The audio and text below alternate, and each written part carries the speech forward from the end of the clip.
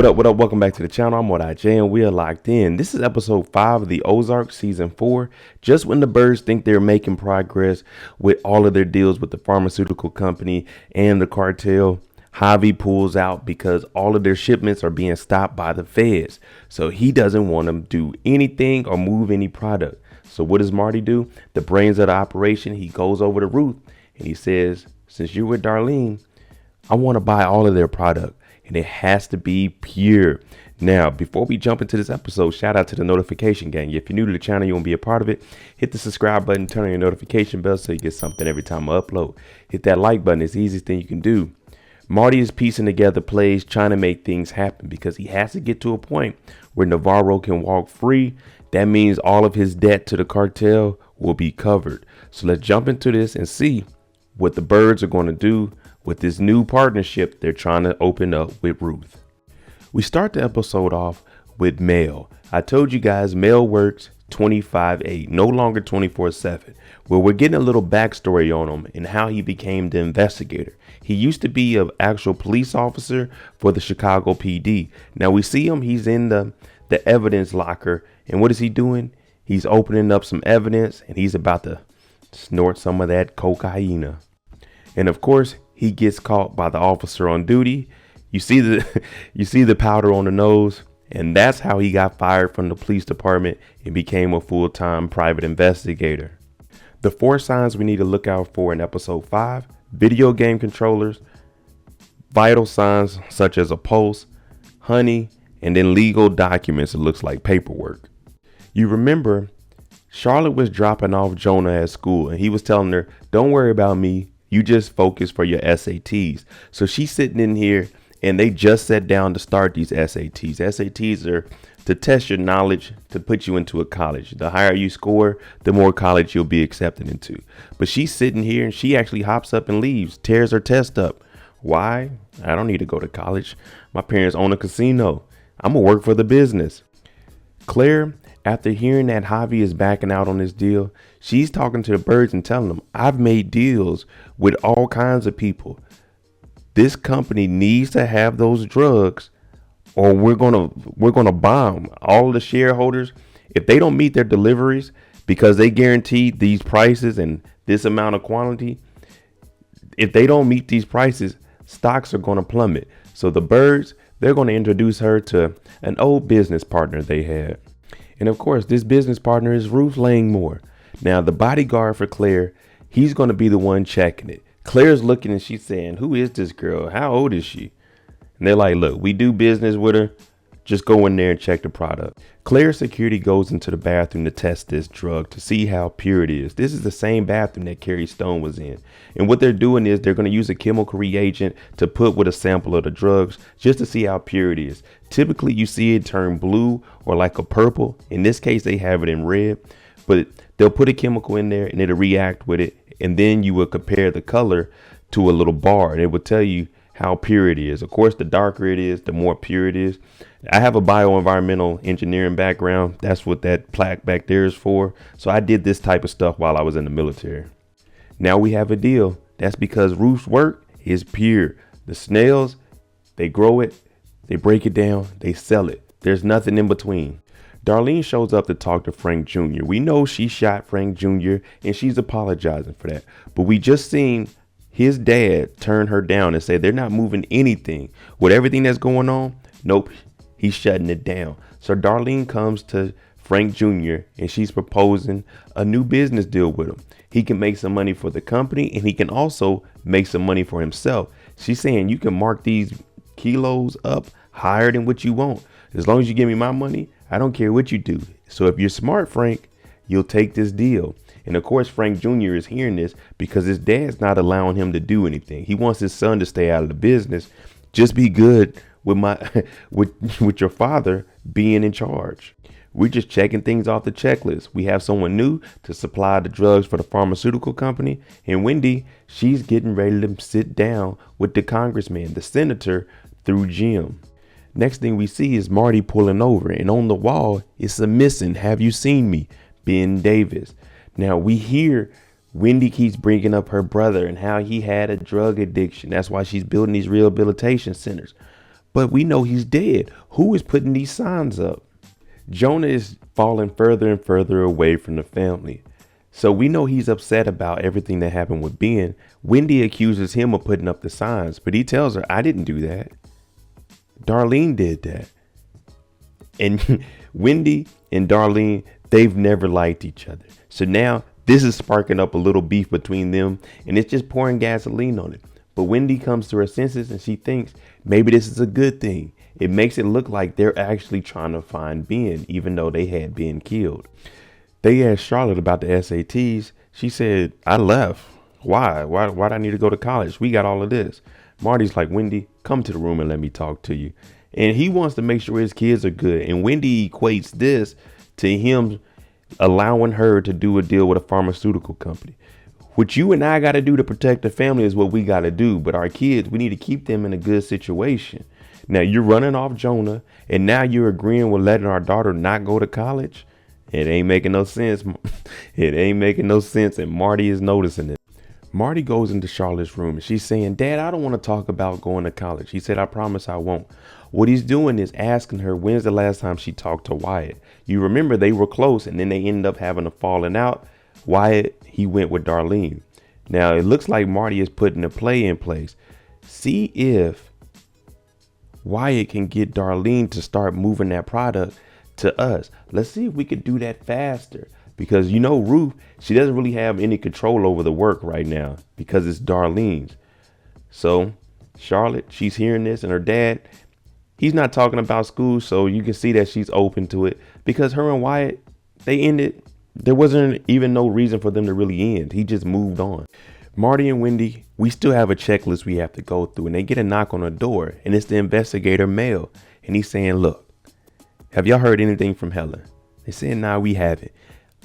I'm not a cop. I'm none of that. We know he got fired as a police officer. I just need a signature. If there's something bad that happened to her, if she's dead and there was an anonymous tip, all I need is the body and I'll be out of everyone's hair. I don't care what any of y'all did. But Marty and them, they're saying, no, we don't know what happened to her. We thought she went back to Chicago. Mel went and talked to Wendy's father and he mentions it to her. Oh, I talked to your dad and he said Ben didn't have no drug issues and he may be in Knoxville. Wendy hears all this and she's saying Knoxville. She's going along with it. What she didn't expect was to hear that he went and talked to her dad. So this man Mel is really digging. But Marty says, look, we got to go. Get on out of here. Wendy and Jim, they have to meet with Schaefer. We know Schaefer is a guy in Illinois that really didn't like Wendy too much. But when you start throwing around $150 million, people change up a little bit. Now, the thing is, he has a little issue with some kind of wiring fraud. His son is a federal judge, and then his son made it like some voting machines. And, oh, you know, it's just a lot of insider stuff. What he wants is some documents from the FBI so he can get ahead of whatever happens. We've been talking about politics a lot, and we see how this is going. If you know people, it's not what you know, it's who you know. So we know that the Byrdes, they have a federal agent. So he wants to get this information to try to get all this, you know, all of the light off of his son and his grandson. Wendy has to call Agent Miller to see if she can get anything from her FBI connects. And she also gives Mel the investigator's card to Jim. She wants him to dig up any dirt they can find on him because he keeps snooping around. Ruth goes to pick up the drugs from the shed on the Snell's farm. But when she gets there, all the product has already been sold to Frank Jr. at the Kansas City mob. Ruth hears this and she's thinking, why the hell would Darlene do that? Darlene shot Frank because Frank Jr. was messing with Ruth. So now Ruth doesn't have what she promised she could give to Marty. Marty's with Claire and a security guard. They're waiting on Ruth to show up with this product so they can go ahead and get things rolling. We just seen that Ruth was at Darlene's house and Darlene said, oh, it's gone. Frank Jr. has it. Don't worry about it. We got it taken care of. But Ruth already promised this to someone else. Now Wendy's on the phone telling Marty he needs to go to Jeff City and pick up these files from Agent Miller. He's saying, I can't. Ruth is late. Now Claire, she's hysterical because everything is dependent on this. This is what she promised and they don't have it. Now she's asking Marty, how many drug dealers do you know? And he's like, oh, just the three, Snell's, Ruth, in the cartel. Don't worry about it. We're going to get it. But she clarifies, if we don't get this and it's not 100% pure, we're going to have some huge problems. Marty's talking to Ruth and telling her to figure this out ASAP. She said, I already called Frank Jr. He said, tell him I'll make the deal sweet. I'll give him an extra 100,000 to get all the product back, because Frank has already sold it to 2 different people. Ruth says, I'll do it, but you got to give me 100,000 also. And Marty's like, all right, I'll give you 100,000, because he has no other choice at this point. The first sign, the documents. Now, these are the documents that have all the wire fraud. It's over 100 cases in here that Agent Miller has, and she's giving it to Wendy to give to the senator. So that's the first sign. And this is important because once he gets these documents, he can cover his son and his grandson, and then he can proceed with helping Wendy. But you know how it is. You scratch my back, I scratch your back. But first, I need you to scratch mine, and then I'll help you out. Before Wendy leaves, Maya tells her, Navarro's doing good with giving us all of the trucks that they're bringing through. But we need to know if he's going to do real jail time. That's what the feds want. Sign number 2 is the honey.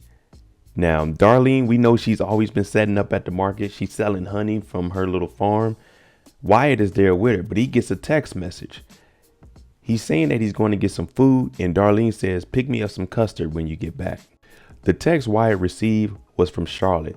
Now they're meeting up and they're talking. This is because Marty told her, go see what you can do with Wyatt and see if he can convince Darlene to let us get that product from her without any problems. Now Wyatt, they start talking about the past and how it ended and it shouldn't have ended the way it did. But Charlotte, she's here on a mission and she's like, man, forget all that. We can still be cool. What will Darlene do for us? And he's saying, we'll have to see. I don't know how she's going to act about this. Marty takes Ruth to go pick up the money that they're going to get at Frank Jr. on top of her 100,000. Now you remember Marty bought this tomb way back, and inside of here, this is where they hide all the money. Now he's talking to Ruth and he understands she has a business that she's doing. He does too. And Marty, he doesn't use his feelings. The only thing he says is, make sure you look out for my son. I don't want him to be in all this nonsense, but if he is, make sure he isn't doing nothing now to get him locked up or anything. And Ruth is saying, I got you, Marty. I'll look out for him. But at 14 years old, by the time he's Marty's age, he's going to be 10 times smarter than you, Marty. Wendy has to go talk to the sheriff. Now, this sheriff, she's doing her job. Sheriff Wick, the one that's dead, he didn't give a damn. And she's saying, look, this is a missing person. We see you putting up signs around the city. So what we're going to do is we're going to send this out to the other 49 states. And also we can send it international. Now, Wendy, she starts crying and saying, I just thought it was a family issue and he left. But she's going along with this because they don't want to seem like suspects. Wendy gets outside. She gets rid of those tears and she calls Darlene. And she says, Darlene, thank you for putting those signs up. I know you did it. And now their back and forth is really about to start picking up. Wendy is not going to play fair. Marty, Ruth, and the security guard for Shaw Pharmaceuticals, they go meet up with Frank Jr. Frank Jr. has the products that he bought from Darlene and he sold it to 2 different customers. Now, I like this setup they have here. They have a box truck here blocking off any of the view from people at the racetrack, the 2 vehicles that are going to exchange the drugs for the money. And right when they get ready to do this, another truck pulls up. So we successfully made one transaction. You remember Ruth hired Sam to be the manager of the Lazy O Motel. And that's because Jonah said, find someone stupid enough, keyword stupid enough, to not know what we're doing here.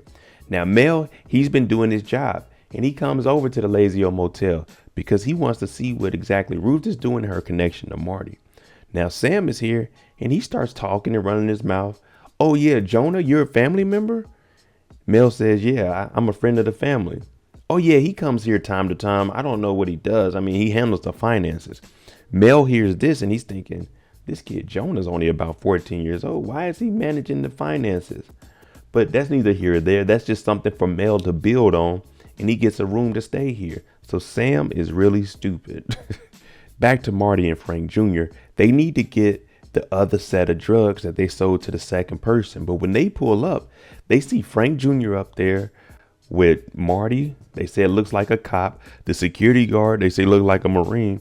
And then Ruth, a flag girl. So this definitely looks like, oh, nah, they trying to set us up. This police. This don't even look right. So they drive off. Frank calls their boss and says, what are you doing? We're here. We're trying to make this transaction. He said, it looks like a setup. We're done. So now they have to figure out how to go over there and get this back. Now, this is very valuable because Frank is getting money on top of it and Ruth is getting money on top of it. So both of them are inclined to try to get over there and get this other product. What I tell you, money make the world go round. And we hear Frank Jr. apologize to Ruth. I probably shouldn't have done that to you. And she's saying, I apologize for throwing you off that boat, because they need to come together and figure out how they're going to get this money. Mel has this information on Jonah. He's hearing that he does the finances. So he's just waiting and watching. He's going to start following Jonah, because what is he doing? He's investigating. He's a private investigator. Just lay low, and eventually what's done in the dark will come to the light.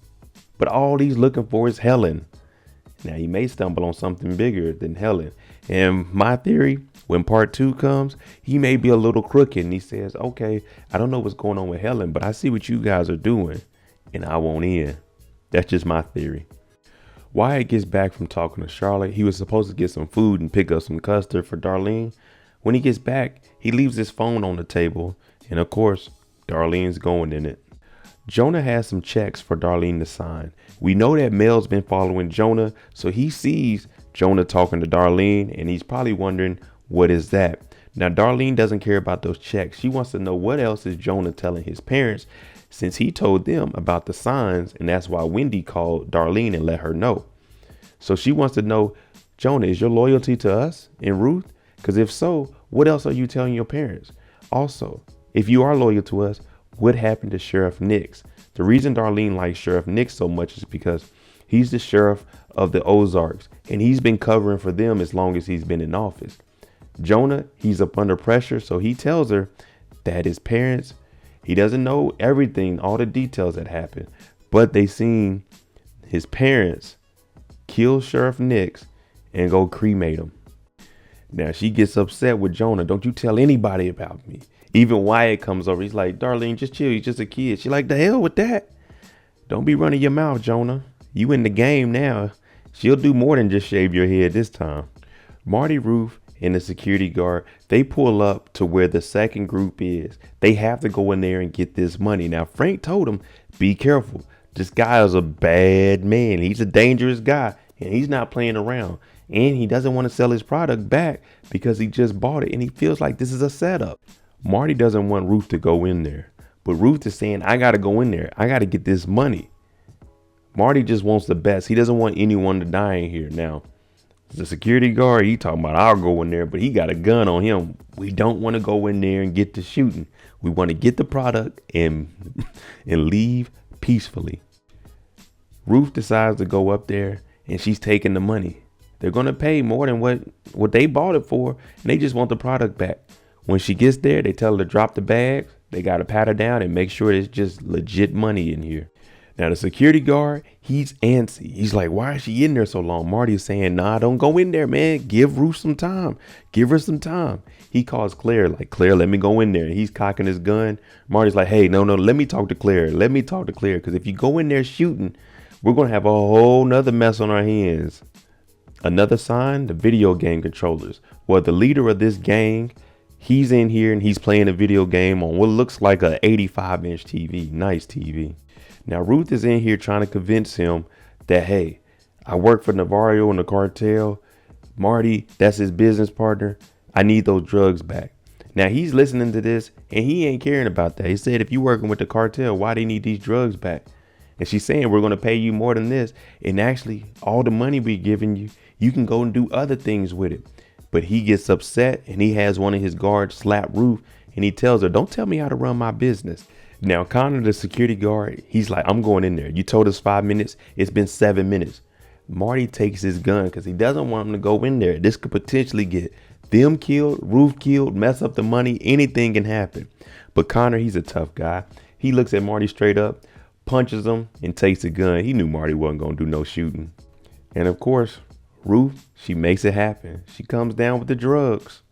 The senator is on their side. He says, hey, I'm fully supporting the Byrde Foundation because they gave him the FBI file so he can get ahead of it. Now, you have to remember, his son is a federal judge who invested in a company that his grandson started. And what his grandson made was voting machines that could suppress the vote. The technology is so far advanced, you couldn't even stop it. So they could swing votes in any direction that they wanted to. So they could win all of them.